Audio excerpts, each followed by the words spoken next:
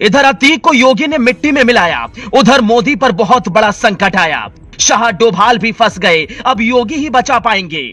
इतना बड़ा संकट मोदी पर गोधरा कांड के बाद कभी नहीं आया, जब अपनों ने ही गंभीर सवाल उठाए। देश के 3 मजबूत पिलर हिल गए। ना कोरोना, ना महंगाई, ना ही लोकतंत्र की दुहाई। 2024 के लिए विपक्ष को मोदी के अपने ने ही बता दिया बहुत बड़ा भेद। अब 2024 में बीजेपी को सिर्फ योगी ही बचा सकते हैं, तीसरी बार सरकार बनवा सकते हैं। जब पूरे देश की निगाहें अतीक और अशरफ की मौत पर थी, जब पूरे सोशल मीडिया पर सिर्फ अतीक और अशरफ की हत्याकांड की तस्वीरें घूम रही थी, लखनऊ से ललितपुर, कश्मीर से कन्याकुमारी तक सिर्फ और सिर्फ अतीक की चर्चा थी। योगी भी जब हर 2 घंटे में बैठक ले रहे थे, तब देश के प्रधानमंत्री नरेंद्र मोदी एक बहुत बड़ी मुसीबत में फंसे थे। मोदी पर पहली बार इतना बड़ा संकट आया था, पहली बार मातृभूमि के सबसे बड़े भक्त को इतना गंभीर देखा गया।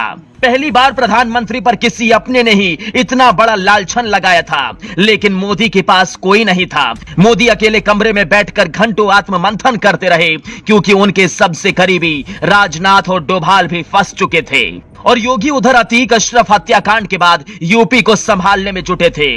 मोदी अच्छे से जानते थे कि अब उन्हें कोई इस बड़ी मुसीबत से निकाल सकता है तो वो सिर्फ योगी हैं। लेकिन सवाल यह है कि आखिर देश के 3 मजबूत पिलर मोदी, राजनाथ और डोभाल पर कौन सी मुसीबत टूट पड़ी थी?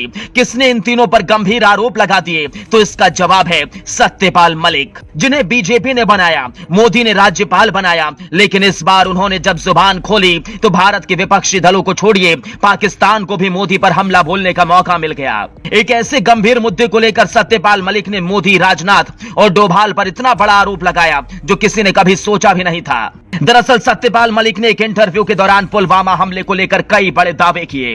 इस इंटरव्यू में सत्यपाल मलिक ने सबसे पहले हमले को लेकर तत्कालीन गृह मंत्री राजनाथ सिंह पर सवाल उठाए। कहा, सीआरपीएफ ने उनके लोगों को लाने ले जाने के लिए एयरक्राफ्ट मांगा था, क्योंकि इतना बड़ा काफिला कभी रोड से नहीं जाता। होम मिनिस्ट्री से पूछा, उन्होंने देने से मना कर दिया। उन्होंने आगे कहा, अगर मुझसे पूछते तो मैं एयरक्राफ्ट देता, उनको कैसे भी देता। 5 एयरक्राफ्ट की जरूरत थी सिर्फ, उनको एयरक्राफ्ट नहीं दिया गया। इसके बाद उन्होंने प्रधानमंत्री मोदी को लेकर भी बड़ा आरोप लगाया। कहा, पीएम मोदी ने जिम कॉर्बेट पार्क से मुझे फोन किया, मैंने ये बात प्रधानमंत्री को बताई कि हमारी गलती से हुआ है, अगर हम एयरक्राफ्ट दे देते तो ये नहीं होता। तो उन्होंने मुझे कहा कि तुम अभी चुप रहो। मैं सेफली कह सकता हूं कि प्रधानमंत्री जी को करप्शन से बहुत नफरत नहीं है। प्रधानमंत्री जी के बारे में मेरी वो ओपिनियन नहीं है जो सारी दुनिया की है।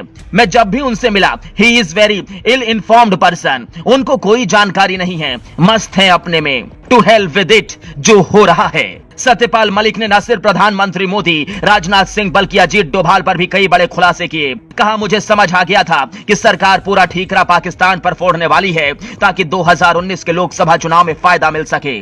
अजीत डोभाल ने भी मुझसे चुप रहने को कहा। इस एक इंटरव्यू के बाद कांग्रेस ने मोदी, राजनाथ और डोभाल पर कई सवाल उठाए तो पाकिस्तान भी इसे लेकर मोदी सरकार को घेरने लगा। और 2024 से पहले कहीं ना कहीं इसने बीजेपी में खलबली भी मचा दी। देश की सुरक्षा के लिए दिन रात कदम उठा रहे प्रधानमंत्री पर इतना बड़ा आरोप आज तक किसी ने नहीं लगाया था। दोस्तों, इस तरीके के आरोपों से क्या सत्यपाल मलिक विपक्षी खेमे में कोई बड़ा पद तलाश रहे हैं, या फिर सुर्खियों में बने रहने के लिए उन्होंने ये किया है?